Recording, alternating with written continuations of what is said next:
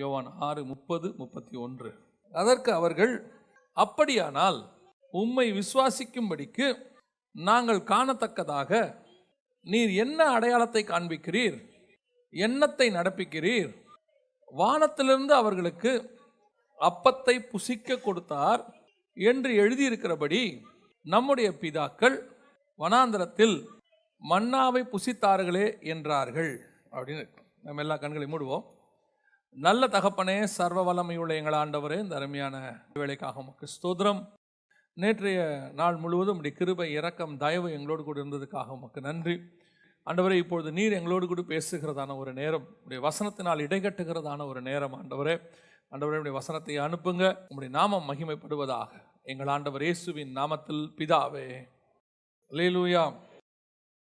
யோவான் எழுதின சுவிசேஷம் 6ஆம் அதிகாரத்தில் இஸ்ரவேலர்கள் தேவனை பார்த்து ஒரு காரியத்தை கேட்கிறார்கள். என்ன கேட்குறாங்க அப்படின்னா, இஸ்ரவேலர்களுக்கு எப்பவுமே ஒரு எண்ணம் உண்டு. அதாவது வசனம் சொல்லுது, கிரேக்கர்கள் ஞானத்தை தேடுகிறார்கள், யூதர்கள் அடையாளங்களை தேடுகிறார்கள் அப்படின்னு. இஸ்ரவேலர்கள் எப்பவுமே அடையாளத்தை தான் கேட்பாங்க. ஏதாவது ஒரு அடையாளம் எங்களுக்கு காட்டுங்க அப்படின்னு சொல்லி. நமக்கும் இருக்குது. நம்மளும் இப்போ நம்ம ஏன் இந்த செய்தியை எடுக்கிறோன்னா, ஓரளவுக்கு நம்மளும் இதே கேட்டகரி மக்கள் தான். அதாவது தேவ சித்தத்தை அறியணும் அப்படின்னு ஒன்று இருக்குது. இப்போ நம்ம எல்லாருக்குமே ஸ்பிரிச்சுவல் லைஃப்பில் ஒரு ஆசோலேஷனில் இருக்கிறோம். என்ன ஆசோலேஷன்? எல்லாருக்கும் இருக்கும். நல்ல ஸ்பிரிச்சுவல் லைஃப் வாழணும்னு நினைக்கிற எல்லாருக்கும் ஒரு விதமான ஸ்பிரிச்சுவல் ஆசோலேஷன். என்ன அப்படின்னா, தேவ சித்தத்தை செய்யணும். கண்டிப்பாக என்ன செய்யணும்? தேவ சித்தம் செய்யணும்னு ஆசை இருக்குது. ஆனால் எது தேவ சித்தம் அப்படின்னு கண்டுபிடிக்கிறதுல கொஞ்சம் பிரச்சனை இருக்குது. இது தேவ சித்தமா இல்லையா? வெளிநாட்டுக்கு வேலைக்கு போகலாமா வேணாமா? இந்த ஏஜென்ட்டுக்கிட்ட பணம் கொடுக்கலாமா வேணாமா? அப்புறம் இந்த படிப்பு படிக்கலாமா வேணாமா? எல்லாத்த விட எக்ஸ்ட்ரீம் ஆசிலேஷன், இந்த பொண்ணை கல்யாணம் பண்ணலாமா வேணாமா? கல்யாணம் பண்ண பிறகு அவனுக்கு ஆசிலேஷன் இருக்குது, கரெக்டாக பண்ணோமா இல்லையா அப்படின்னு சொல்லி 30 வருஷம் கழிச்சும் இருக்குது அவனுக்கு. அதை ஒன்றும் செய்ய முடியாது, சரியா? அப்போது இந்த ஆசிலேஷன், ஒரு ஸ்பிரிச்சுவல் ஆசிலேஷன் இருக்குது. நம்ம செய்யலாமா வேணாமா? ஆனால் நம்ம என்ன செய்கிறோம் அப்படின்னா, இந்த ஆசிலேஷன் வரவே கூடாது நமக்கு. ஆக்சுவலாக இந்த மாதிரி ஒரு காரணம் வரவே கூடாது. ஏன் வரக்கூடாது அப்படின்னா, எப்பொழுது நீங்கள் பரிசுத்த ஆவியை பெற்றுக்கொண்டீர்களோ, எப்போ பரிசுத்த ஆவியானவர் உங்களுக்குள்ளே வந்துட்டாரோ, அவர் உங்களை சகல சத்தியத்துக்குள்ளும் நடத்துவார், வரும் காரியங்களை குறித்து உங்களுக்கு போதிப்பார் அப்படின்னு இருக்கு. அவர் எல்லாத்தையும் உங்களுக்கு சொல்லிடுவார், அத்தனையும் சொல்லிடுவார். அப்போஸ்தலர்களை பாருங்களேன், ஒவ்வொருத்தரும் ஒவ்வொன்றையும் பார்த்தவனே சொல்லிடுவாங்க. பவுல் அவனை உற்று பார்த்து நீதிக்கு பகைஞனே அப்படின்னு சொல்லிடுறான் பரியேசுவை பார்த்து. இன்னொரு இடத்துல எல்லாம் கிளம்புறாங்க பிரயாணத்துக்கு, சொல்கிறான் போவாதீங்க, பயங்கரமான ஒரு புயலை வடிக்கும், நீங்கள் இதாக ஆவீங்கன்னு. இல்லை நாங்கள் போகிறோன்னு போகிறாங்க, நடக்குது, எல்லாரும் பயப்படுறாங்க. அப்போ சொல்கிறான் கவலைப்படாதீங்க, பொருள் தான் சேதம் வரும், உயிர் சேதம் வராது. இந்த தெரிஞ்சுக்கிற ஒரு அனுபவம் இருக்குல்ல நம்ம லைஃப்பில். இந்த மாதிரி ஒரு எல்லா சிச்சுவேஷன்லையும் இப்படி ஒன்று இருக்குது. இன்னும் சொல்ல போனால் டெய்லி இருக்குது ஏதோ ஒரு டிசிஷன் எடுக்கிறதுக்கு. அப்போ நம்ம எல்லாருமே என்ன பண்ணுறோன்னா, ஆண்டவர்கிட்ட இந்த யூதர்கள் மாதிரி மாறிடுறோம். ஒரு இடத்துல எப்படி மாறுவோம்? ஏதாவது ஒரு அடையாளத்தை ஆண்டவர் நமக்கு காட்டணும். யூதர்கள் தான் அடையாளங்களை தேடுவாங்க. நீங்கள் நானும் அடையாளங்களை தேடுறவங்கள தேவன்கிட்டயே கேட்குறவங்க. அது ஒரு ஸ்பிரிச்சுவல் ஸ்டாண்டர்டு. ஆண்டவர்கிட்ட போய் கேட்டு தெரிஞ்சுக்கிறதுங்கிற ஒரு ஸ்டாண்டர்ட் இருக்குது. ஏன்னா நமக்குள்ள பரிசுத்த ஆவியானவர் இருக்கிறார், அவர் நமக்கு போதிப்பார், சகலத்தையும் சொல்லி கொடுப்பார். நம்ம அந்த ஸ்டாண்டர்டுக்கே போகலை. நம்ம எந்த ஸ்டாண்டர்டோடு நின்றுக்கிறோம் அப்படின்னா, யூதர்கள் ஸ்டாண்டர்டோட நின்றுக்கிறோம். ஏதாவது ஒரு அடையாளத்தை எங்களுக்கு காட்டுங்க ஆண்டவரே. யூதர்கள் அப்படி தான் கேட்குறாங்க, ஏதாவது ஒரு அடையாளத்தை காட்டுங்க. நம்மள ஒரு சிலர்லாம் ஒரு அடையாளத்தை அவனாக ஃபிக்ஸ் பண்ணிப்பான் அடையாளத்தை. இப்போ இவனே ஃபிக்ஸ் பண்ணிக்கிறான் பாருங்க அடையாளத்தை. அவனே கேட்குறான், எங்களுக்கு என்னத்தை காண்பிக்கிறீர் அப்படின்னு கேட்டுட்டு ஆண்டவருக்கு ஒரு ஆப்ஷன் கொடுக்குறான். எங்களுடைய பிதாக்கள் காலத்தில் எங்களுக்கு வானத்திலேருந்து ஒரு மன்னாவை அனுப்பி என்ன பண்ணார்? எங்களுக்கு ஒரு அடையாளத்தை கொடுத்தாரு. அந்த மாதிரி நீர் ஏதாவது செய்கிறீரா? நம்மளும் அதே சிச்சுவேஷனில் தானே இருக்கிறோம். பைபிளில் எவ்வளோ அடையாளத்தை காட்டியிருக்கிறீர் ஆண்டவரே, எங்களுக்கு ஒரு அடையாளத்தை காட்ட மாட்டீங்களா அப்படின்னு சொல்லி நம்ம எல்லாரும் என்ன பண்ணிக்கிறோம்? ஒரு அடையாளம் வச்சுக்கிறோம். நான் எதிர்பார்த்த மாதிரி அவங்களே எனக்கு கூப்பிட்டாங்கன்னா அது தேவசித்தம் தான். அவங்க கூப்பிடாட்டி தேவசித்தம் இல்லை. இந்த மாதிரி நமக்கு நாம என்ன பண்ணுறோம்? ஆளாளுக்கு ஒரு அடையாளத்தை ஃபிக்ஸ் பண்ணிக்கிட்டு ஆண்டவர்கிட்ட போயிட்டு இது தேவசித்தமா எனக்கு சொல்லுங்க, அடையாளத்தை காட்டுங்கள் அப்படின்னு சொல்கிறோம். ஆனால் நம்முடைய தேவன் நம்ம மேலே ரொம்ப அன்புள்ளவர். நம்முடைய ஸ்டாண்டர்ட் குறைவாக இருந்தாலும் அவர் விட்டு கொடுக்கறது இல்லை நம்மளை. நியாயமாக என்ன பண்ணணும்? போய் முதல்ல காத்திருந்து ஜெபம் பண்ணு, தேவ சத்தம் கேட்கும், நீ என்ன செய்ய தெரிஞ்சுக்கோ அப்படின்னு சொல்லணும். ஆண்டவர் என்ன செய்கிறாரு? நம்ம மேலே கிருபை உள்ளவர். அவர் என்ன பண்ணுறாரு? சரி, நியாயமாக நம்மளுடைய ஸ்டாண்டர்டு கொஞ்சம் கம்மியாக இருக்குது, இன்னும் அடையாளத்தை தேடுறதெல்லாம் ஒரு குழந்தை, ஸ்பிரிச்சுவலில் குழந்தை மாதிரி வளர்ச்சி அடைய அடைய ஆண்டவர் உங்களோட கூட நெருக்கமாக வர வர நீங்கள் பார்த்தீங்கன்னா கடைசியில் தேவன் உங்களோட கூட முகமுகமாய் பேசுவார். நம்முடைய தேவன் அப்படிப்பட்டதான ஒரு தேவன். முகமுகமாக பேசுவார், சத்தத்தை கேட்க பண்ணுவார், தரிசனங்களை கொடுப்பார், வேத வசனத்தின் வழியாக பேசுவார். எவ்வளோ இருக்குது. ஆனால் நம்மால் இன்னும் எதை தான் வச்சுருக்கிறோம்? ஏதாவது ஒரு அடையாளத்தை கேட்கலுங்க, அதுவும் அவனுக்கு ஏற்ற அடையாளமாக வச்சுப்பான். இவன் சொல்கிறா பாருங்க, மன்னாவை கொடுங்கன்ற மாதிரி நம்ம ஏரியாக்குள்ளேயே அடையாளம் வச்சுப்போம். மேனேஜர் அவராக என்னை கையை பிடிச்சி கொடுக்குனாருன்னா கர்த்தருக்கு ஸ்தோத்திரம், அது தேவசித்தம். யாரையாவது விட்டு அனுப்புனாருன்னா அது தேவசித்தம் இல்லை. எப்படி பாருங்க, அன்னைக்கு மேனேஜர் லீவ் போட்டுருவார். இவன் கன்ஃபியூஸ் ஆகி உட்காந்துருப்பான், தேவசித்தமா இல்லையான்னு. அதுக்கு தான் சொல்ல வரேன்.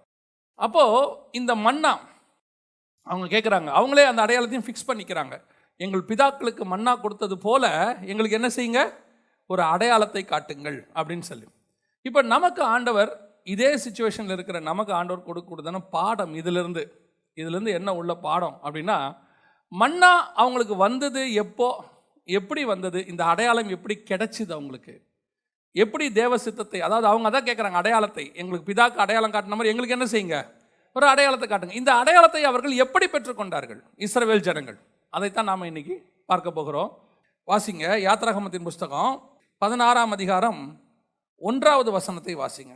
இஸ்ரவேல் புத்திரர் ஆகிய சபையார் எல்லாரும் ஏலீமை விட்டு பிரயாணம் பண்ணி எகிப்து தேசத்திலிருந்து புறப்பட்ட 2ஆம் மாதம் 15ஆம் தேதியிலே ஏலீமுக்கும் சீனாய்க்கும் நடுவே இருக்கிற சீன் வனாந்திரத்தில் சேர்ந்தார்கள். 3வது வசனம். நாங்கள் இறைச்சி பாத்திரங்கள் அண்டையிலே உட்கார்ந்து அப்பத்தை திருப்தியாக சாப்பிட்ட எகிப்து தேசத்திலே கர்த்தரின் கையால் செத்து போனோமானால் தாவலை. இந்த கூட்டம் முழுவதையும் பட்டினியினால் கொல்லும்படி நீங்கள் எங்களை புறப்பட பண்ணி இந்த வனாந்திரத்திலே அழைத்து வந்தீர்களே என்று அவர்களிடத்தில் சொன்னார்கள். இந்த மன்னா அவங்களுக்கு எப்போ கிடைச்சது ஃபர்ஸ்ட் அப்படின்னு பார்த்தீங்கன்னா 16ஆம் அதிகாரத்தில் தான் ஆண்டவர் சொல்கிறாரு, நாளைக்கு அவங்களுக்கு நான் என்ன செய்ய போகிறேன், இந்த மன்னாவை அனுப்புகிறேன் அப்படின்னு சொல்கிறார். யாரை பார்த்து? மோசேயை பார்த்து. இந்த மன்னாவுடைய தேவை ஏன் வந்துச்சு? இஸ்ரவேல் ஜனங்களுக்கு புறப்பட்ட போதே கர்த்தர் மன்னாவை என்ன செய்யல, தரல. எப்போ தராரு பாருங்க, அதான் 1வது வசனம் வாசித்தோம். எப்போ தராரு? 16ஆம் அதிகாரம் 1, எகிப்து தேசத்திலிருந்து புறப்பட்ட 2ஆம் மாதம் 15ஆம் தேதியிலே அப்படின்னு இருக்கு. கிட்டத்தட்ட 2லேருந்து 2.5 மாதம். 13ஆம் அதிகாரம் 4ஆம் வசனத்தில் இருக்கு, ஆபீம் மாதத்தின் இந்த நாளிலே நீங்கள் புறப்பட்டீர்கள் அப்படின்னு இருக்கு 13:4. அப்போ இஸ்ரவேல் ஜனங்கள் கிட்டத்தட்ட 2 மாசத்துக்கு மேல அங்க இருக்கிறாங்க. இந்த 2 மாசமும் அவங்க ஆண்டவர்கிட்ட என்ன கேட்கல, எதை கேட்கல, சாப்பாடை கேட்கல. எப்போ சாப்பாடு கேட்குறாங்க? கிட்டத்தட்ட 2.5 மாதம் கழிச்சு ஆண்டவர்கிட்ட சொல்றாங்க, பட்டினியினாலே கொல்லும்படி நீர் எங்களை புறப்பட பண்ணி அப்படின்னு இருக்கு. அப்போ இந்த 2.5 மாதம் இவங்க என்ன பண்ணாங்க? இந்த 2.5 மாதமும் இவங்க என்ன பண்ணாங்க? 2.5 மாதம் கழிச்சு தான் ஆண்டவர்கிட்ட கேட்குறாங்க, எங்களுக்கு என்ன வேணும், சாப்பாடு வேணும்னு கேட்குறாங்க. அப்போ இந்த 2.5 மாதமும் இவங்களுக்கு சாப்பாடு எங்கேருந்து வந்தது? அவங்க எடுத்துகிட்டு வந்த சாப்பாடு தான் இருந்துச்சு. எங்கேருந்து எடுத்துகிட்டு வந்தாங்க? எகிப்திலிருந்து மாவு எடுத்துகிட்டு வந்தாங்க. பைபிள் சொல்லுது, யாத்ராகமத்தின் புஸ்தகத்தில் ஆண்டவர் அவங்கள சொல்கிறாரு, யாத்ராகமம் 12:34, பிசைந்த மா புளிக்கும் முன் ஜனங்கள் அதை பாத்திரத்துடனே தங்கள் வஸ்திரங்களில் கட்டி தங்கள் தோளின் மேல் எடுத்துக்கொண்டு போனார்கள். 39, எகிப்திலிருந்து அவர்கள் கொண்டு வந்த பிசைந்த மாவை புளிப்பில்லா அப்பங்களாக சுட்டார்கள். அப்போ இந்த 2.5 மாசமும் அவங்களுக்கு என்ன இருந்துச்சு? அப்பம் இருந்துச்சு. எங்கிருந்து கொண்டு வந்த அப்பம்? எகிப்திலிருந்து கொண்டு வந்த அப்பம். அப்போ எகிப்திலிருந்து கொண்டு வருகிற அப்பம் இருக்கிற வரைக்கும் இவர்களுக்கு வானத்திலிருந்து மன்னா வரவில்லை. அதான் ரொம்ப முக்கியம். வானத்திலிருந்து உங்களுக்கு மன்னா எப்போ வரும் அப்படின்னு கேட்டிங்கன்னா, நீங்கள் கையில் வச்சிருக்கிற எகிப்தின் மாவு தீந்து போனால் மட்டும்தான் வானத்திலிருந்து மன்னா உங்களுக்கு கிடைக்கும். அல்லேலூயா. இன்னைக்கு நிறைய பேர் மன்னாங்கிறது வசனத்தை குறிக்குது, வானத்திலிருந்து வரதுங்கிறது வெளிப்பாடுகளை குறிக்குது. பரிசுத்த ஆவியானவரால் கொடுக்கப்படுகிற ஒரு வசனம், அல்லது தேவனிடத்திலிருந்து இறங்கி வருகிறதான வாக்குத்தத்தம், அல்லது தேவனிடத்தில் இறங்கி வருகிற ஒரு அடையாளம், அல்லது தேவனிடத்திலிருந்து வரக்கூடியதான ஒரு ஆசீர்வாதம், ஸ்பிரிச்சுவல் பிளஸிங், ஆவிக்குரிய ஆசீர்வாதம். அப்போ எப்போ வரைக்கும் உங்களுக்கு இந்த மன்னாவை பற்றின எண்ணம் வராது, எப்போ வரைக்கும் தேவனிடத்தில் கேட்கணுங்கிற எண்ணம் வராது அப்படின்னா, நீங்கள் ஏற்கனவே எகிப்திலிருந்து கொண்டு வந்த ஆசீர்வாதங்கள் உங்கள் கரங்களில் இருக்கிற வரைக்கும் நீங்கள் தேவனிடத்திலிருந்து எதையும் கேட்க மாட்டீர்கள். வானத்தில் இருந்த மேலான காரியத்தை கேட்க மாட்டீங்க. தேவன் உங்களுக்கு மேலான காரியத்தை கொடுக்கணும்னா முதல்ல உங்கள் கையில் உள்ளதெல்லாம் தீர்ந்து போனோம். எங்கிருந்து கொண்டு வந்தது? எகிப்திலிருந்து கொண்டு வந்தது. இன்னைக்கு நிறைய பேர் ஆண்டவர்கிட்ட இருந்து பல காரியங்களை பெற்றுக்கொள்ள முடியாமல் இருக்கிறாங்க. என்ன காரணம்? எதனால் அவங்களால பெற்றுக்கொள்ள முடியல? ஆவிக்குரிய வாழ்க்கைக்கு வந்திருக்கிறோம், தேவனோடு கூட இங்கே வசனங்களை கேட்குறோம், நல்லா தான் நம்ம ஆராதிக்கிறோம், எல்லாம் செய்கிறோம். ஆனால் பல நேரங்களில் தேவனிடத்திலிருந்து நமக்கு மன்னா வர மாட்டேங்குது. பல நேரத்தில் தேவனிடத்திலிருந்து தேவ சித்தம் அறிகிற அறிவு நமக்கு வர மாட்டேங்குது. ஆண்டவருடைய பிளான் நமக்கு தெரிய மாட்டேங்குது. அதான் நான் சொல்லுவேன், நம்ம அத்தனை பேருக்கும் கர்த்தர் ஒரு பிளான் வச்சிருக்கிறார். உன்னுடைய காலங்கள் என்னுடைய கரங்களிலே வரையப்பட்டிருக்கிறது, ஆண்டவர்கிட்ட இருக்கு. நமக்கு அந்த பிளான் தெரியுமா? நம்முடைய திட்டம் நமக்கு தெரியுமா? நிறைய பேர் என்ன சொல்லுவாங்க, அது எப்படிங்க ஃபியூச்சர் தெரியும்? ஃபியூச்சர்லாம் நமக்கு யாருக்குமே தெரியாது. ஆனால் பைபிளில் பாருங்கள், ஃபியூச்சரை சொல்லுவேன்னு தான் சொல்கிறார் ஆண்டவர், சொல்ல மாட்டேன்னு சொல்ல.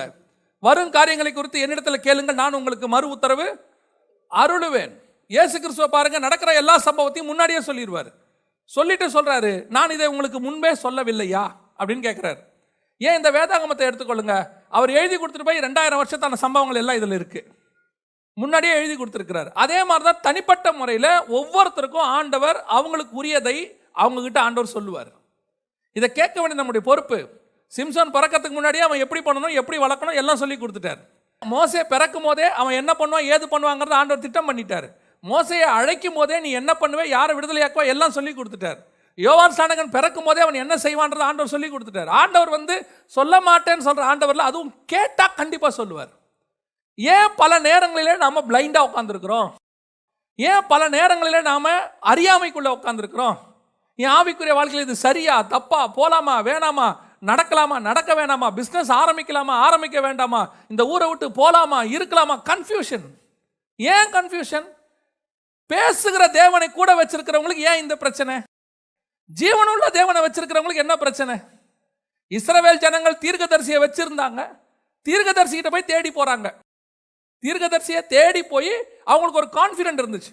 இஸ்ரவேல் ஜனங்களுக்கு கர்த்தர் தேவ சித்தத்தை அறியறதுக்கு எவ்வளவு காரியம் உண்டாக்கி வச்சிருந்தார். மோசையை வச்சிருந்தார், மோசே போயிட்டார். மோசே போன பிறகு ஆரோனுடைய குடும்பத்தார் அவங்களும் போறாங்க. சரி, ஊரிம் தும்மிம்னு ஒன்று வச்சிருந்தார் தேவ சித்தத்தை அறியறதுக்கு, அதுவும் போச்சு. அதுக்கு பிறகு தீர்க்கதரிசிகளை கொண்டாடுறாரு. தீர்க்கதரிசிகிட்ட போய் கேட்குறாங்க. இது இல்லாமல் ஞான திருஷ்டிக்காரன் இவ்வளவு, அதாவது இதெல்லாம் வெளியே வச்சிருக்காரு. ஸ்பிரிச்சுவலி அவங்க தேவனோட கூட கனெக்ட் ஆக முடியாததுனால வெளியே தேவசத்தை தெரியறதுக்கு இவ்வளோ காரியங்களை இஸ்ரவேலருக்கு வச்சிருக்கிறார்.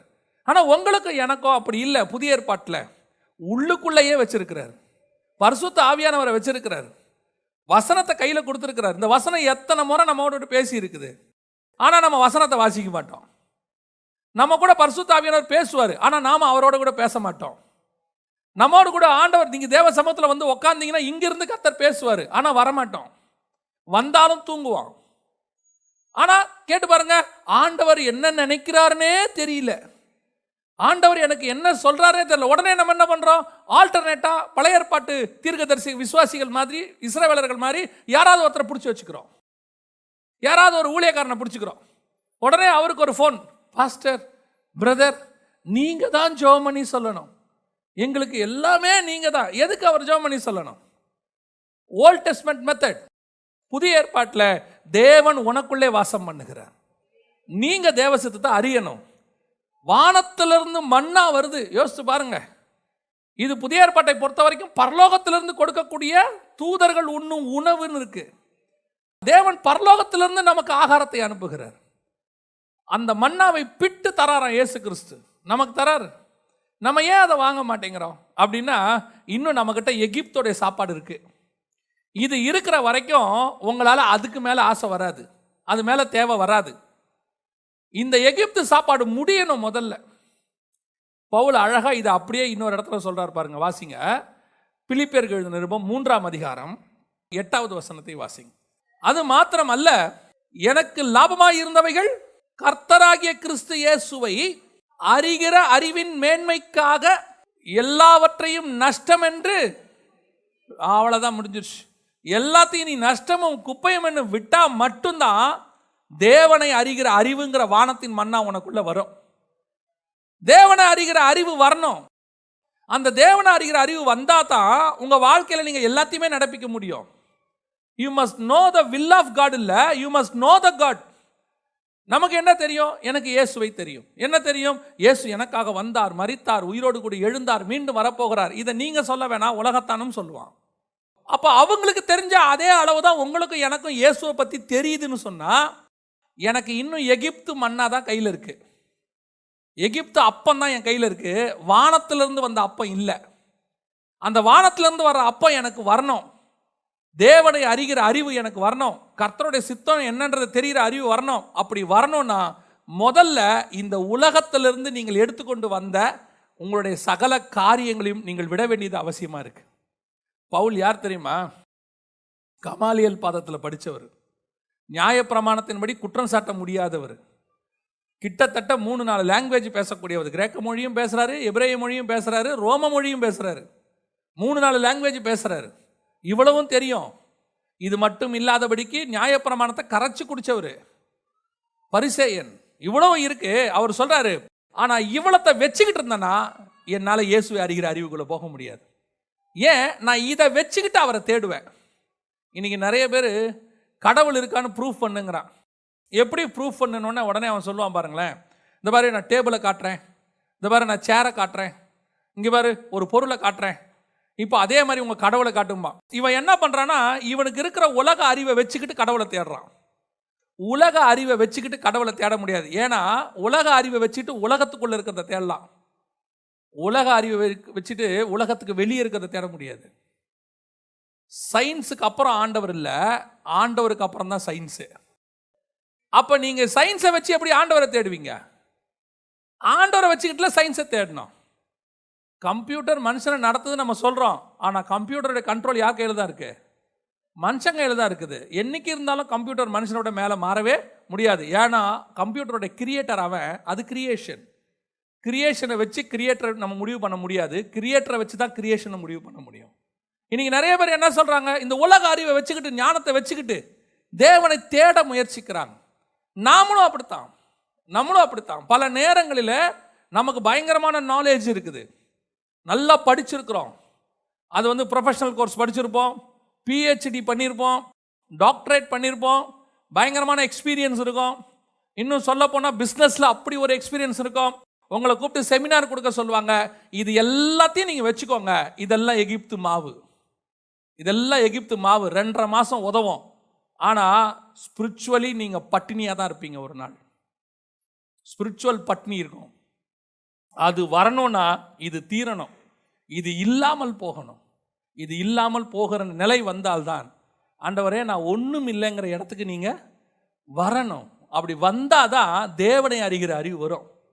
சிலர் இன்னைக்கு இந்த யூடியூப்லாம் வந்துருச்சு, நிறையா வீடியோஸ் வந்துருச்சு, வாட்ஸ்அப் இருக்குது, எல்லாம் இருக்குது.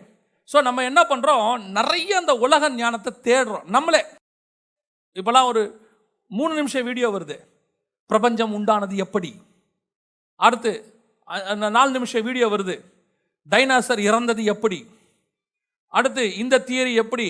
எல்லாமே தமிழில் கிடையாது, அவன் லாங்குவேஜில் கிடைக்குது. இப்போ நம்ம என்ன பண்ணுறோம், 3 நிமிஷம் 5 நிமிஷம் தான் சொல்லி இந்த ஸ்டஃப் எல்லாத்தையும் என்ன பண்ணுறோம், தூக்கி போடுறோம். நம்மளை அறியாமலேயே நமக்குள்ளே என்ன தெரியுது, நமக்கு இதெல்லாம் தெரியுது, தெரிஞ்சு வச்சிருக்கிறோம். யாராவது கேட்டால் பேச முடியும், நம்ம அதை யூஸ் பண்ணுறோம் அப்படின்லாம் சொல்கிறோம். ஆனால் உங்களுக்கு நான் ஒன்று சொல்கிறேன், எவ்வளவுக்கு எவ்வளோ வேர்ல்ட்லி ஸ்டஃப்பை உள்ளே போடுறீங்களோ அவ்வளவுக்கு அவ்வளவு ஸ்பிரிச்சுவல் ஸ்டஃப் குறையும் உங்களுக்கு. இதுக்கு நம்ம ஒரு காரணம் வேற சொல்லுவோம். என்ன சொல்லுவோம் தெரியுமா, இந்த ஸ்பிரிச்சுவல் காரியத்துக்காக தான் நான் இதை யூஸ் பண்ண போகிறேன். நான் உங்களுக்கு என்ன வச்சே சொல்கிறேன், 2004 இந்த ஊழியத்துக்கு வந்தபோது நிறைய படிப்பேன், எக்கச்சக்கமாக. அப்போல்லாம் கம்ப்யூட்டர் பெருசு, இந்த மாதிரி மொபைல் எல்லாம் இல்லை.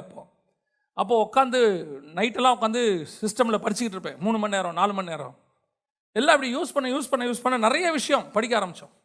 அப்போ படிக்க எல்லாமே மினிஸ்ட்ரிக்கு தான் யூஸ் பண்ணுறோம். அலெக்சாண்டருடைய பயோகிராஃபி படிக்கிறோம், எடுத்த உடனே இங்கே மினிஸ்ட்ரிக்கு அதை யூஸ் பண்ணுறோம். எல்லாம் நல்லது, அதில் எதுவும் இது இல்லை. ஆனால் ஒரு நாள் ஆவியானவர் உணர்த்தினார், ஒரு 4 மணி நேரம் உன்னால் சிஸ்டமில் உட்கார முடியுது, ஆனால் 2 மணி நேரம் தேவ சமூகத்தில் உட்கார முடியல. சரின்னு போய் தேவ சமூகத்தில் உட்காந்தோம்னா இந்த 4 மணி நேரம் நம்ம படித்தது அங்கே ஓடிக்கிட்டு இருக்கோம். இதை எப்படி யூஸ் பண்ணலாம் மினிஸ்ட்ரியில்? இவ்வளவும் எந்த பேஸ் பண்ணி தான் இருக்குது? ஸ்பிரிச்சுவலை பேஸ் பண்ணி இருக்கு. ஆனால் என் தேவனுக்கும் நானும் நடக்கிறதுக்கு அது எதுக்கு என்னவா இருக்குது? தடையாக இருக்குது. பல நேரங்கள் அது தடையாக இருக்குது. நீங்கள் பார்த்துருப்பீங்கன்னு நினைக்கிறேன். பல நேரங்களில் இந்த மாதிரி காரியங்கள் உங்களை தேவனோடு கூட சஞ்சரிக்க தடுக்கும். உங்கள் டேலண்ட் இருக்கு, அது ஸ்பிரிச்சுவலாக கூட யூஸ் ஆகும். அது இன்னும் ஒரு படி நான் மேலே போய் உங்களுக்கு சொல்கிறேன் பாருங்களேன். வாசிங்க யாத்திராகமத்தின் புஸ்தகம் 12:34 வாசிங்க. பிசைந்த மா புளிக்கும் முன் ஜனங்கள் அதை பாத்திரத்துடனே தங்கள் வஸ்திரங்களில் கட்டி தங்கள் தோள் மேல் எடுத்துக்கொண்டு போனார்கள். நல்லா கவனிங்க. இப்படி கொண்டு போகவோ சொல்லி உத்தரவு போட்டதே கர்த்தர் தான். இந்த எகிப்திலிருந்து மாவை கொண்டு வர சொன்னது யாரு? ஆண்டவர் தான் சொன்னார். அதுவும் எப்படி கொண்டு வரணும்? புளிப்பில்லாம கொண்டு வா. புளிப்பில்லாததுன்னா அப்படின்னா நம்ம ஸ்பிரிச்சுவலி பார்த்தீங்கன்னு சொன்னா கள்ளோபதேசம், கலப்படம் இல்லாதது, பியூரா நல்ல மாவை கொண்டா. அப்போ கொடுத்தது யார் தான் சொன்னது? கர்த்தர் தான் சொன்னார். புளிப்பில்லாத அப்பங்கிறது இஸ்ரவேலர்கள் சாப்பிட வேண்டியது. அது எகிப்திலிருந்து இல்லை, அது கானான்ல வரணும். ஆனால் எகிப்திலிருந்து கர்த்தர் கொண்டாட சொல்றாரு. அப்போ இதெல்லாம் கொடுத்தது யார் தான்? கர்த்தர் தான் கொடுத்தாரு. ஆனால் ஒரு நாள் வரும், அடுத்த மன்னா வரணும்னா கர்த்தர் கொடுத்த இதை விட்டா தான் நீ அடுத்த மன்னாவை பெற முடியும். இதை கொடுத்ததும் கர்த்தர் தான். நான் சொல்றது உங்களுக்கு புரியுதா? இதை கொடுத்ததும் கர்த்தர் தான். இப்போ எகிப்தில் மோசேயை கொண்டு போய் பார்வோன் வீட்டில் வளர வச்சது யாரு? கர்த்தர் தான் வளர வச்சார். அப்படிதானே? வளர வச்சார். ரைட். வாசிங்க அப்போஸ்தலர் நடபடிகள் 7:22 வசனம் வாசிங்க. மோசே எகிப்தியருடைய சகல சாஸ்திரங்களிலும் கற்பிக்கப்பட்டு வாக்கிலும் செய்கையிலும் வல்லவனானான். அப்போ மோசேயை கொண்டு போய் எகிப்தில் வச்சு இதெல்லாம் படிக்கிறதுக்கு பர்மிஷன் கொடுத்தது யார் தான்? கர்த்தர் தான் கொடுத்தாரு. அவர் தான் காப்பாற்றுறாரு மோசேயை கொண்டு போய் பார்வோன் வீட்டில். அப்போ அவங்க அதை படிக்க வைக்கிறாங்க, எல்லாம் பண்றாரு. ஆனால் இந்த மோசேயை ஆண்டவர் பயன்படுத்த வேண்டும் என்று சொன்னால் எகிப்திலிருந்து கொண்டு வரப்பட்ட புளிப்பில்லாத இந்த மாவை தீர்ந்து போக வேண்டும். அது இல்லாம போன மோசேக்கு. அப்பதான் மோசேயை எப்படி பயன்படுத்த முடியும்? கர்த்தர் எடுத்து பயன்படுத்த முடியும். ஏன்னா எகிப்தில் போய் மோசே பார்வோன்கிட்ட பேச சொன்னான்னு வச்சுங்களேன், ஆண்டவர் பேச சொன்னா மோசே சூப்பரா பேசுவார். ஏன்னா மோசேக்கு என்ன தெரியும்? எகிப்தின் சாஸ்திரம் எல்லாம் தெரியும். வாக்கில் வல்லவன். பார்வோன்லாம் ஒன்றும் செய்ய முடியாது. மோசே கிட்ட ஒன்றுமே செய்ய முடியாது. மோசே கிட்ட போய் ஆண்டவர் மட்டும் அந்த ஒரு எகிப்தியனுக்கு சண்டை வந்தவனு கொண்டு போட்டான்ல, அன்னைக்கு மட்டும் பார்வோன்கிட்ட போய் பேசு, நான் கூட இருக்கிறேன், பேசி எல்லாரும் விடுதலையாக்க சொன்னா சூப்பராக பேசுவான், தைரியமாக பேசுவான். கர்த்தருக்கு தேவை எகிப்தின் கலைகளை கொண்டு பார்வோனை ஜெயிப்பது அல்ல. கர்த்தருக்கு தேவை என் வல்லமையை கொண்டு பார்வோனை ஜெயிப்பது. இப்போ மோசே என்ன பண்றாரு? வனாந்தரத்துக்கு கூட்டிட்டு போயிடுறாரு. ஏன்? 40 வருஷம் ஆடு மேய் மோசே. ஏங்க இந்த பார்வோன்ட்ட பேசுறதுக்கு நான் 40 வருஷம் ஏங்க ஆடு மேய்க்கணும்? 40 வயசுல வாலிபனா இருக்கேன், இப்போ அனுப்பி விடுங்க, எகிப்துக்கு தைரியமா போவேன், எனக்கு சண்டை போட முடியும், எல்லாம் செய்ய முடியும். 80 வயசு நான் எப்படி போவேன்? நீ 80 வயசு வரைக்கும் வனாந்தரத்தில் இரு. ஏன்? எதுக்காக இருக்கணும்? வாசிங்க யாத்திராகமத்தின் புஸ்தகம் 4:10 வசனம் வாசிங்க. அப்பொழுது மோசே கர்த்தரை நோக்கி, ஆண்டவரே, இதற்கு முன்னாவது தேவரீர் உமது அடியேனோடே பேசினதற்கு பின்னாவது நான் வாக்கு வல்லவன் அல்ல, நான் திக்கு வாயும் மந்த நாவும் உள்ளவன் என்றான். அடியானோடு தேவரீர் பேசினதற்கு பின்னாவது நான் வாக்கில் வல்லவன் அல்ல. ஆனா 7ஆம் அதிகாரம் அப்போஸ்தலர் நடபடிகள் சொல்லுது, அவன் எகிப்தின் வாக்கிலே வல்லவன், எகிப்தின் சாஸ்திரத்தை கரைச்சு குடிச்சவன். ஆமா, கரெக்ட். இதை எல்லாத்தையும் நீ மறக்கணும். இது எல்லாத்தையும் நீ மறக்கணும். ஏன்? எகிப்து சாஸ்திரத்தை மறந்தாதான் நியாயப்பிரமாணம் உன் வாயில ஒன்று வெளியே வரும். மலை மேல இருந்து நியாயப்பிரமாணத்தை நீ வாங்கணும்னா ஏற்கனவே உன் நாக்கில் எகிப்தோட சாஸ்திரம் இருக்கு, அதை தள்ளு, அது வெளியே போட்டோம். 40 வருஷம் எகிப்தில் படிச்சிய, அதை மறக்கிறதுக்கு 40 வருஷம் ஆகும். 40 வருஷம் எகிப்தில் படிச்சதை 40 வருஷம் நீ மறக்கணும். நீ மறந்துட்டு திக்குவாயும் மந்தனாவா மாறு. எனக்கு அது பிரச்சனை இல்லை மோசே. நீ எனக்கு ஒன்றும் பேச தெரியாத மாறு, அது எனக்கு பிரச்சனை இல்லை, நான் பேச வச்சிருவேன். ஆனா நீ என்னை அறிகிற அறிவுக்கு வரணும்னா எல்லாம் வெறுமையானா மட்டும்தான் முடியும். எதையாவது ஸ்டஃபோட வந்தினா என்னால் ஒண்ணுமே பண்ண முடியாது. நீ எகிப்தின் மாவை வச்சிருக்கிற வரைக்கும் என்னால் மன்னாவை கொடுக்கவே முடியாதுப்பா உனக்கு.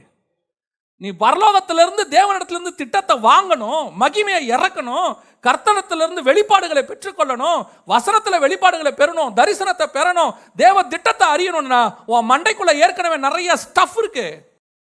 நீ படிச்ச ஸ்டஃப் இருக்கு, நான்கிற அறிவு இருக்கு, எனக்கு தெரியுங்கிற ஞானம் இருக்கு. நான் அதெல்லாம் சிலர்லாம் பார்த்தீங்கன்னா ஒரு வேர்டை கூட சேர்த்துப்பான். கர்த்தருடைய கிருபையில எனக்கு எல்லாம் தெரியும். ஆண்டவர் சொல்றாரு எதுவும் தெரியாதுன்னு சொல்லு, அந்த இடத்துக்கு வா. அது வர்ற வரைக்கும் நீ ஆடுதான் மேய்க்கணும். ஏங்க எனக்கு ஒரு வேலையும் இல்லை, இதுக்கா என்னை எகிப்திலிருந்து கூப்பிட்டு வந்தீங்க, இதுக்கா நான் ரட்சிக்கப்பட்டேன், இதுக்கா சர்ச்சில் இருக்கிறேன், எனக்கு இன்ஜினியரிங் தெரியும், எனக்கு எலக்ட்ரிக்கல் தெரியும், பிளம்பிங் தெரியும், எனக்கு இன்டீரியர் தெரியும், எனக்கு ஒரு சர்ச்சை நடத்துறது எப்படின்னு தெரியும், இவ்வளவும் இருக்கு, நல்லா பிரசங்கம் பண்ணுவேன், என்னை ஏன் பாஸ்டர் அனுமதிக்க மாட்டீங்க? இவ்வளவும் தெரியும், அதனால தான் அனுமதிக்க மாட்டோம். ஏன் நீ போய் நின்னா எப்படி நிப்ப தெரியுமா? So and so B, so and so MA போடுறானே இன்னைக்கு. மொத்த ஸ்டஃப் உனக்கு இருக்கிற வரைக்கும் வானத்துல இருந்து மண்ணா வராது. எகிப்து சாப்பாடு சாப்பிடு. அப்படியா? சில ஆட்கள் இங்கே எகிப்து சாப்பாடை நல்லா சாப்பிடுவான். புளிப்பில்லாத அப்பந்தான். எகிப்து கொண்டு வந்து என்னது? புளிப்பில்லாத அப்பந்தான். அதில் எந்த மாற்று கருத்தும் இல்லை, புளிப்பில்லாத அப்பந்தான். கர்த்தர் சொன்னது தான், கர்த்தர் சொன்னது கற்றுக்கிட்டது தான். நான் இன்னும் ஒருபடி மேலே போய் சொல்கிறேன். சின்ன வயசுலேருந்து ஸ்பிரிச்சுவல் ஃபேமிலியில் வளர்ந்துருப்பாங்க. ஸ்பிரிச்சுவல் ஃபேமிலியில் சில அப்பாக்கள் என்ன பண்ணுவாங்கன்னா, தான் பையனை ஒரு மேப் ஒன்று போட்டே வளர்ப்பாங்க. அதுவும் ஊழியக்காரர் அப்பாவாக இருந்தால் பையன் பிறக்கும் போதே மேப் போட்டுருவார். பையன் பிறந்தானா சர்ச்சுக்கு எதிர்கால பாஸ்டர் கிடச்சிட்டார். அவன் மேப்பே அப்படி தான் போடுவான். அப்போ என்ன பண்ணுவார்? அவன் அழைப்பு என்ன, அவன் என்ன பண்ணணுங்கிறதுலாம் விஷயமே இல்லை. 5 வயசு ஆகும்போதே கீபோர்டு தூக்கி வாங்கி கொடுத்துருவாரு. அவனுக்கு 7 வயசு ஆகும்போதே மைக்கை கொடுத்து மேடையில் ஏற்றிடுவார். அவன் எப்படி பாடுறான், ஏதா பாடுறாங்கிறதுலாம் முக்கியமே இல்லை. ஏன்னா நம்ம இப்போ என்ன பண்ண வேண்டியிருக்கு? அவனை ரெடி பண்ண வேண்டி இருக்கு. ரெடி பண்ணி அடுத்த பாஸ்டராக அவனை உருவாக்கி நிறுத்தணும். அது எவாஞ்சலிஸ்ட்டுக்கும் பொருந்தோம். எவாஞ்சலிஸ்டாக இருந்தால் என்ன பண்ணுவார்? அவர் பையனை சின்ன வயசுலேருந்தே அதுக்கே எவாஞ்சலிஸ்டாக அவரை ரெடி பண்ணுவார், டிசைன் பண்ணுவார். அவரை படிக்க வச்சு எப்படி பேசணும், மாடுலேஷன் எல்லாம் சொல்லி கொடுப்பாரு. இதை கற்றுக்கோ, அதை கற்றுக்கோ, பின்னாடி ஊழியத்துக்கு ரொம்ப யூஸ் ஆகும் ஆண்டவர் சொல்வார். இது எல்லாமே ஸ்பிரிச்சுவலுக்காக தானே படிச்சிங்க, உலகத்துக்காக படிக்கல, ஆண்டவருக்காக தானே படிச்சிங்க. இதுதான் எகிப்திலிருந்து கொண்டு வந்த புளிப்பில்லாத அப்பம். அப்பம் புளிப்பில்லாதது தான், நல்ல நோக்கம்தான். ஆனால் எங்கேருந்து வந்துச்சு? எகிப்திலிருந்து வந்துச்சு. கர்த்தர் சொல்கிறாரு, அதை கொஞ்சம் ஓரமாக வச்சிரு. ஏன்? உனக்கு நான் வேற ஒரு மண்ணா வச்சுருக்கேன். பாஸ்டர் பையன் பாஸ்டர் தான் ஆகணும்னு அவசியம் இல்லை. எவாஞ்சலிஸ்ட் பையன் எவாஞ்சலிஸ்டாக தான் ஆகணும்னு அவசியம் இல்லை. பார்வோன் குமாரத்தியின் மகன் இஸ்ரவேலுக்கு லீடராகவும் மாறலாம். பார்வோன் குமாரத்தின் மகன் எகிப்துக்கு தான் லீடர் ஆகணும்னு அவசியம் இல்லை. பார்வோன் குமாரத்தின் மகன் இஸ்ரவேலுக்கும் லீடராக மாறலாம். இஸ்ரவேலில் ஆடு மேய்க்கிறவன் எகிப்துக்கும் பிரதமராக மாறலாம். வானத்தின் மண்ணா எங்கிட்ட இருக்கு, உன்னை பற்றி உன்னுடைய ஸ்டஃப்பு எங்கிட்ட இருக்கு. உனக்கு அது எப்போ கிடைக்கும் தெரியுமா? என்கிட்ட இருக்கிறது முதல்ல தீர்ந்து போகணும். இல்லை ஆண்டவரே, நான் ஒன்றும் இல்லை ஆண்டவரே, இதனால் ஒன்றும் பண்ண முடியாது. கொஞ்சம் நஞ்ச தாட்டு இருக்கவே கூடாது நம்மக்கிட்ட. அந்த எது வேணா இருக்கட்டும், படிப்பறிவோ எது வேணாலும் இருக்கட்டும், இதெல்லாம் மினிஸ்ட்ரிக்கு வரும்போது, கர்த்தர்கிட்ட வரும்போது, கர்த்தர் உங்களை பயன்படுத்த வேண்டும் என்று விரும்பினால் அதான் நான் ஆரம்பத்தில் சொன்ன பாருங்க, இவன் ஒரு பிளானை ஆண்டவர்கிட்ட சொல்லிட்டு அடையாளத்தை கேட்குறான். இப்படி மண்ணா வந்துச்சே, அந்த மாதிரி எனக்கு ஒரு அடையாளத்தை காட்டுங்க. இவனே சாய்ஸ் கொடுக்குறான். அதுதான் இவனுக்குள்ள இருக்கிற அறிவு. அப்போ நம்ம என்ன பண்ணுறோம்? நமக்கு ஒரு அறிவு இருக்கு, இந்த ஆப்ஷனை கர்த்தருக்கு கொடுக்குறோம். நான் சொல்கிறேன், எந்த ஆப்ஷனும் கொடுக்காதீங்க. அப்போ என்ன செய்யணும்? முதல்ல இந்த அறிவை தூக்கிடுங்க. அறிகிற அறிவு, தேவனை அறிகிற அறிவு வரணும்னா அதுக்கு முன்னாடி உங்களுக்கு இருந்துச்சு இல்லை, லாபமான அனைத்து. எது லாபமான அனைத்து? Be first class. எது லாபமான அனைத்து? நான் எங்கள் குடும்பத்திலே முதல் கிராஜுவேட், எது லாபமான அனைத்து? எங்கள் அப்பா ஏற்கனவே எனக்கு எல்லா சொத்தையும் சேர்த்து வச்சிட்டார். இப்போ என்ன பண்ண போறீங்க? ஆக்சுவலாக பின்னாடி ஒரு இடம் இருக்குது, சர்ச்சு கட்டலான்னு இருக்கேன். நீ சர்ச்சு கட்டுறதுக்கும் வெறுங்கையா வந்து ஆண்டவர் சொல்லி சர்ச்சு கட்டுறதுக்கும் டிஃப்ரென்ஸ் இருக்கு. எகிப்து அப்பம் இருக்கிற வரைக்கும் உனக்கு வானத்திலேருந்து மன்னா வரவே வராது. டிசைட் பண்ணணும் இன்னைக்கு. வானத்தின் மன்னா வேணும்னா நான் எகிப்து சாப்பாட்டில் பட்டினி ஆகணும். எனக்கு தாகம் வரணும், எனக்கு என்ன வரணும்? தேவை வரணும். ஆண்டவரே எனக்கு ஏதாவது கொடுங்கப்பா, அந்த இடத்துக்கு வரணும். இன்றைக்கி நம்ம எல்லாம் என்ன பண்ணிடுறோம்? நான் சொல்லுவேன், நீ எப்போவும் ஊழியம் பண்ணணும்னா விசுவாச வாழ்க்கை வாழ்ந்து பார்க்கணும். அப்போ தான் ஊழியம் பண்ணணும். பேங்க்கில் 25 லட்ச ரூபாயை வச்சுக்கிட்டு வட்டி வாங்கிட்டு ஊழியம் பண்ணிங்கன்னா அந்த விசுவாசம் தெரியணும்னா எங்கிட்ட முதல்ல ஒன்றும் இல்லாமல் போகணும். ஒன்றும் இல்லாமல் போய் ஒரு மிராக்கிள் நடந்து 1 கிலோ அரிசியை ஒருத்தன் கொண்டு வந்து கொடுக்கும்போது இருக்கிறதான அந்த விசுவாசத்தினுடைய சக்ஸஸ் இருக்குது பார்த்தீங்களா? அது எத்தனை லட்ச ரூபா பேங்க்கில் வச்சு நீ 1 கிலோ அரிசி வாங்கினாலும் வராது. அதுதான் வெறுமை ஆன பிறகு கர்த்தர் கொடுக்கறது தான் பிளெஸ்ஸிங். அதுக்கு ஆண்டவர் வெயிட் பண்ணுவார். கொஞ்சம் வெறுமையாகு, அது அறிவாக இருக்கட்டும், ஞானமாக இருக்கட்டும், உலகத்துலேருந்து கிடைச்சக்கூடியது எதுவானா இருக்கட்டும், கொஞ்சம் வெயிட் பண்ணு. ஏன்? நான் ஒன்றும் இல்லைங்கிற இடத்துக்கு நீ மென்டலி வரணும். சிலர்லாம் பார்த்துருக்கீங்களா? நல்லா படிச்சிருப்பான், வேலை கிடைக்காது. செமையாக படிச்சிருப்பான், அவன் இத்தனைக்கு ஃபஸ்ட் கிளாஸில் கூட பாஸ் பண்ணியிருப்பான். அவனை விட மட்டமானவனுக்கு வேலை கிடைச்சிரும், இவனுக்கு வேலை கிடைக்காது. இவன் நம்மகிட்ட ஜோம் பண்ணும்போது அவர் கேட்பாரு, ஏன் எனக்கு நடக்கலை? உங்கள்கிட்ட சர்டிஃபிகேட் இருக்குது, சர்டிஃபிகேட்டை விட அந்த கோர்ஸில் இருக்கிற பெருமை உன் மண்டையில் அதிகமாக இருக்குது. உனக்கு என்னைக்கும் வானத்தில் இருக்கிற மண்ணாதான்பா முக்கியம். எகிப்து அப்பம் ஒரு நாள் தீர்ந்து போகும், ஒரு நாள் இல்லாமல் போகும்.